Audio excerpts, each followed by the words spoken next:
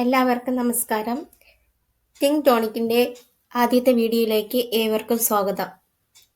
8th സ്റ്റാൻഡേർഡിലെ കെമിസ്ട്രിയുടെ water എന്ന ചാപ്റ്ററിലെ important ആയിട്ടുള്ള 2 ക്വസ്റ്റ്യൻസുമായിട്ടാണ് ഇന്നത്തെ വീഡിയോയിൽ ഞാൻ വന്നിരിക്കുന്നത്. ഓക്കെ, നോക്കാം എന്താണ് surface tension of water. Have you seen certain insects moving on the surface of water? It can be seen in the blood does not sink. What could be the reason? ചില പ്രാണികൾ ജലോപരിതലത്തിൽ ഓടി നടക്കുന്നത് കണ്ടിട്ടില്ലേ? ഇതെങ്ങനെയാണെന്ന് നിങ്ങൾ ചിന്തിച്ചിട്ടുണ്ടോ? Blade ജലത്തിൽ താഴ്ന്നു പോകുന്നില്ല. ഇതിനുള്ള കാരണം എന്തായിരിക്കും? ചിന്തിച്ചിട്ടുണ്ടോ എന്താണെന്ന്? നോക്കാം. The number of molecules in vapor formed just above the surface of water is less than those on the surface. Hence, the attraction towards the sides and the interior will be the greater.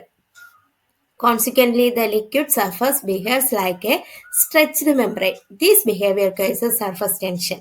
അപ്പോൾ അതെന്താണെന്ന് നോക്കുന്നതിന് മുമ്പ് നമുക്ക് ഇവിടെ ഒരു 2 picture തന്നിട്ടുണ്ട്, അത് നോക്കാം. ഈ ഫസ്റ്റ് പിക്ചറിലെ ഒരു പാത്രത്തിലെ വെള്ളത്തിന്റെ മുകളിലെ ബ്ലേഡ് പൊങ്ങിക്കിടക്കുന്നത്.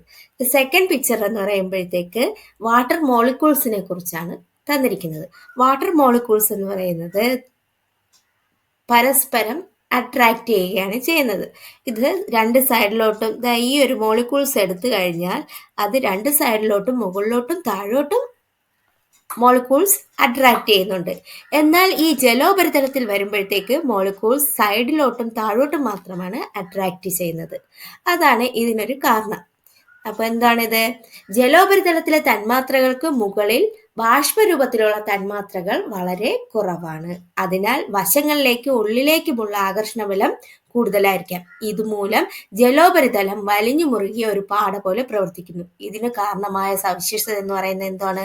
പ്രതലബലം എന്നാണ് അറിയപ്പെടുന്നത്. സർഫസ് ടെൻഷനാണ് ഇതിന് കാരണം. അപ്പോൾ ജലത്തിന്റെ തന്മാത്രകൾ പരസ്പരം ആകർഷിക്കുന്നുണ്ട്. ജലോപരിതലത്തിൽ വരുമ്പോഴത്തേക്ക് അതിന് മുകളിലോട്ടുള്ള തന്മാത്രകൾക്ക് ബാഷ്പരൂപത്തിലുള്ള തന്മാത്രകൾ വളരെ കുറവാണ്. അതിനാൽ വശങ്ങളിലേക്കും ഉള്ളിലേക്കും ആകർഷണ ബലം കൂടുതലായിരിക്കും. ഇതുമൂലം ജലത്തിന്റെ ഉപരിതലം ഒരു പാട പോലെ പ്രവർത്തിക്കുന്നു. അതുകൊണ്ടാണ് ബ്ലേഡ് മുകളിൽ ഇട്ടപ്പോഴത്തേക്ക് പൊങ്ങിക്കിടന്നത്. ചില പ്രാണികൾ ഈ ജലത്തിന്റെ ഉപരിതലത്തിലൂടെ നടന്നു പോകുന്നതൊക്കെ നമ്മൾ കാണുന്നത്. ഇതെന്തുകൊണ്ടാണ്? സർഫസ് ടെൻഷൻ ഉള്ളത് കൊണ്ടാണ്. ജലത്തിന്റെ ഈ സവിശേഷതയാണ് സർഫസ് ടെൻഷൻ എന്ന് പറയുന്നത്. ഓക്കെ, ക്ലിയർ ആയോ? The number of molecules in vapour form just above the surface of water is less than those on the surface. Hence, the attraction towards the side and the interior will be greater. Consequently, the liquid surface behaves like a stretched membrane. This behavior causes surface tension. Okay, clear?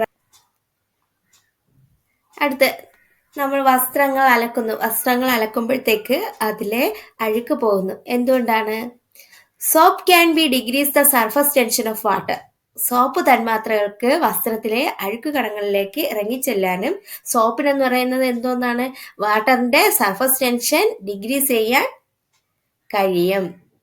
Soap can decrease the surface tension of water. Hence, washing clothes is easier with the soap. Soap molecules can get into the particles of dirt in a fabric, attract water molecules and reduce the surface tension of water. Thus, dirt particles are easily removed from the fabric along with the water molecules. എന്താണ്? Soap തന്മാത്രകൾ വസ്ത്രങ്ങളിലെ അഴുക്ക് കളങ്ങളിലേക്ക് ഇറങ്ങിച്ചെല്ലുകയും ജലതന്മാത്രകളെ ആകർഷിക്കുകയും ജലത്തിന്റെ പ്രതലബലം കുറയ്ക്കുകയും ചെയ്യുന്നു. ഇതിനാൽ ജലതന്മാത്രകളോടൊപ്പം അഴുക്ക് കണങ്ങൾ വസ്ത്രങ്ങളിൽ നിന്ന് എളുപ്പത്തിൽ നീക്കം ചെയ്യാൻ കഴിയും. ഓക്കെ, ക്ലിയർ ആയോ ഈ 2 ക്വസ്റ്റ്യനും? ഓക്കെ, എല്ലാവരും സപ്പോർട്ട് ചെയ്യുക, സബ്സ്ക്രൈബ് ചെയ്യുക. Okay, thank you. മറ്റൊരു വീഡിയോയിലൂടെ കാണാം.